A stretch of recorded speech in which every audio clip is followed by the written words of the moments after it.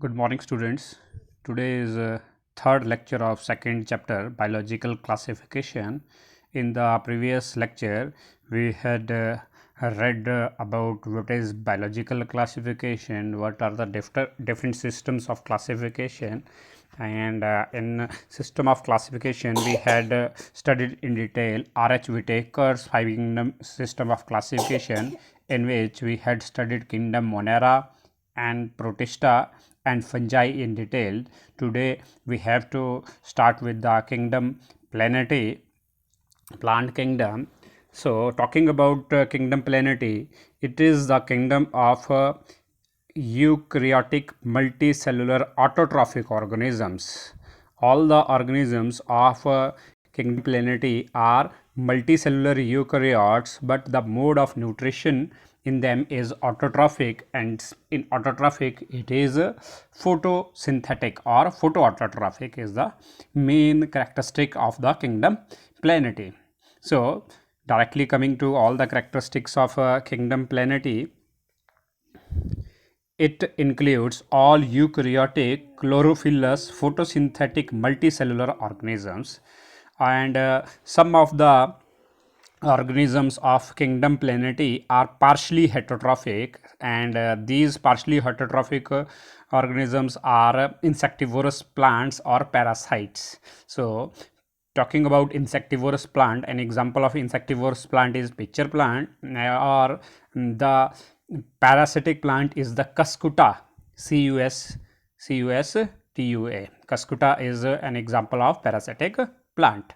So plant cells are eukaryotic, which have the well defined nucleus in them with celluloidistic cell wall, means the cell wall of a plant cell is made up of the cellulose. Life cycle consists of a dominant sporophyte and a highly reduced gametophyte, showing alternation of generation. So haplodiploidic life cycle is there in the plants where the sporophyte is dominant over the gametophyte, and alternation of generation is there, means after every sporophyte there is gametophyte, and after gametophyte there is a sporophyte. So this is the cycle of sporophyte gametophyte in case of all the plants. They are cosmopolitan. Cosmopolitan means occur each and every corner of the world, means worldwide. They are cosmopolitan in occurrence and are economically very important as they yield food, fodder, timber, fuel, etc. These are very important because it is at the lower first trophic level of the energy cycling. So this is the importance of the plants in the ecology. They consist of algae, bryophytes, pteridophytes, gymnosperms and angiosperms. This is the further classification of plant kingdom. Plant kingdom includes the group Thallophyta, and in Thallophyta comes the algae and bryophytes, and afterwards there are the small plants called the pteridophytes, and after that there are two other groups which includes the very significant trees. These are gymnosperms and angiosperms. The details of the classification of plant kingdom comes in the next chapter, where we have to study about the only all about the plants. So here we are just discussing the general characteristics of kingdom Plantae. Now coming to the next kingdom, kingdom Animalia, it consists of heterotrophic eukaryotic multicellular organisms, as all the plants are autotrophic, but all the animals are heterotrophic over here, and all other characteristics are same, means eukaryotic multicellular organisms which have the the one more characteristic of the or difference between the plant and animal cell is that the animal cells lacks cell wall and lacks chlorophyll. Due to lacking of cell wall, the animal cells are called as the naked cells. So they show holozoic nutrition, means they take food through their mouth and depend on plants either directly or indirectly, means much of the animals at plants as a source of food. They may be saprotroph, parasite, or symbiont. Saprotroph means they depend upon the dead and decaying matter for their food. Parasite means they draw nutrition from other animals. Symbiont means they have the symbiotic association with the other organism. So these are the main major mode of nutrition in the kingdom Animalia. So what are those? Saprotroph, parasite, and symbiont. They digest their food in an internal cavity and store their food as glycogen or fat. The storage of food occurs in the form of glycogen, whereas the stored food material in case of plants is not the glycogen but it is the starch, and here in case of animals it is glycogen. They follow a definite growth pattern, and higher forms have elaborate sensory and neuromotor mechanisms. Means one more system had evolved in the animals, that is nervous system. Most of them shows locomotion, means they can move from one place to another. Sexual reproduction is by copulation of male and female or gametic fusion only, followed by embryo development. It is all about the general characteristics of kingdom Animalia, and the classification of kingdom Animalia we will read in the successive lesson number 4, where we have to study in detail the all the phyla of the kingdom Animalia, where we divide the animals in the non-chordates and chordates, and further non-chordates is divided into 9 subgroups, and chordates divided into 5 major groups. There we have to study the detail of the kingdom Animalia. So here we just discuss the general characteristics of kingdom Plantae and general characteristics of kingdom Animalia.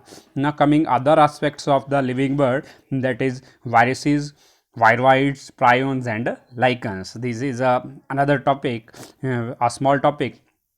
Means these viruses, viroids, prions are not included by R.H.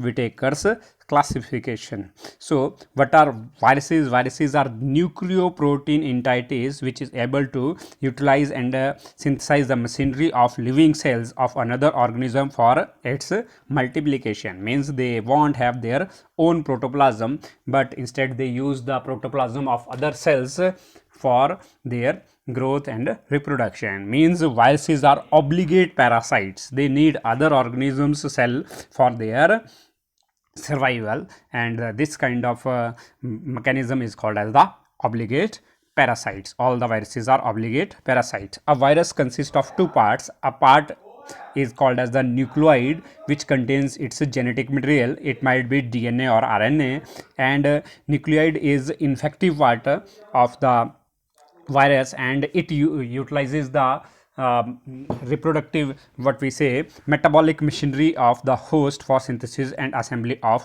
viral components. Beside the nucleotides, it have a capsule of protein called as the capsid, and it is the, what we say, covering of the protein around the nucleotide, and a smaller subunit of a capsid is called as the capsomere. And viruses envelope doesn't multiplicate and doesn't enter into the host cell, and the genetic material enters into the, what we say, host cell. The genetic material of viruses, I as already told you, might be DNA or RNA. Here is some description about the genetic material. It might be double stranded DNA, and double stranded DNA is found in the T1 and T4 bacteriophages, pox viruses, hepatitis B viruses.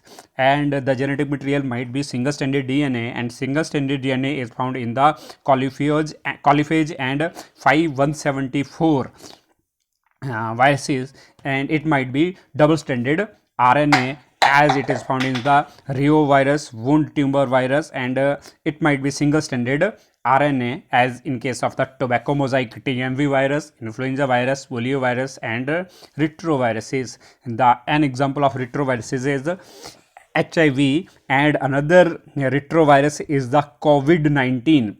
means coronaviruses is also a category of retroviruses. That's why its genetic material is RNA, and it is very difficult to prepare a medicine or vaccine against these retroviruses, because their RNA mutates very fastly, and it changes its genetic information and become very resistant to the medicines which we develop. That's why its treatment or cure is much difficult.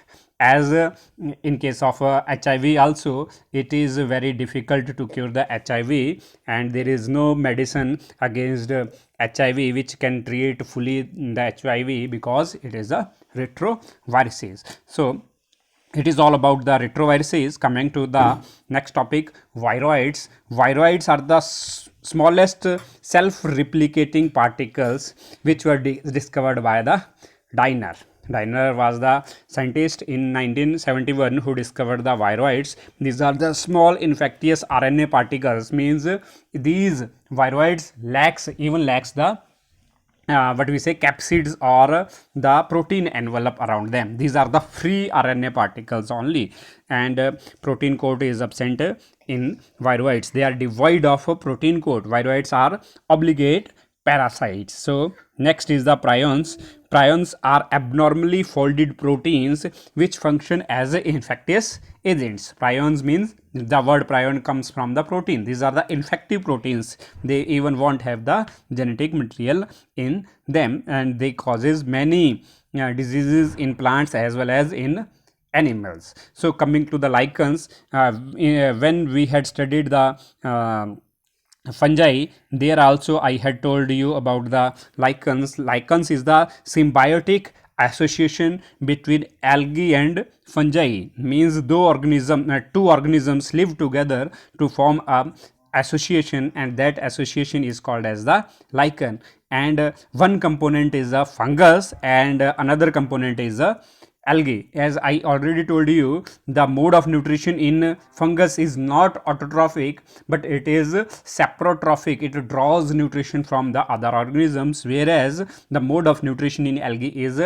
photoautotrophic, means they can synthesize their own food with the help of sunlight. So in this symbiotic association, the fungus provides nutrients to algae and home to or resident to the algae, whereas algae provides food for the fungus. So both are benefited in this association.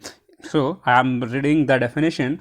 A lichen is a composite organism consisting of a fungus living in intimate association with one or more photosynthetic partners. They may be either a green alga or a cyanobacterium. The fungal membrane of a lichen is called mycobiont, and the photosynthetic partner or algal component is called as the photobiont. The lichen is considered to be pioneer organisms because they may make a region suitable for other plants, though the weathering of rocks and the accumulation of organic debris. Decrease in lichen population in an area is indicative of air pollution. So lichens cannot live in the polluted area, especially the pollution of sulfur dioxide will leads to the furnishing of lichens. And in the hilly areas or Himalayas, there is a lot of lichens, which are the indicator that there is no sulfur dioxide in the atmosphere, means these areas are free from pollution. With this, we had finished our chapter Plant Kingdom. In the next lecture, we will start with the lesson number 3. So at last you have to complete all these notes in your fair notebooks. Thank you and have a nice day.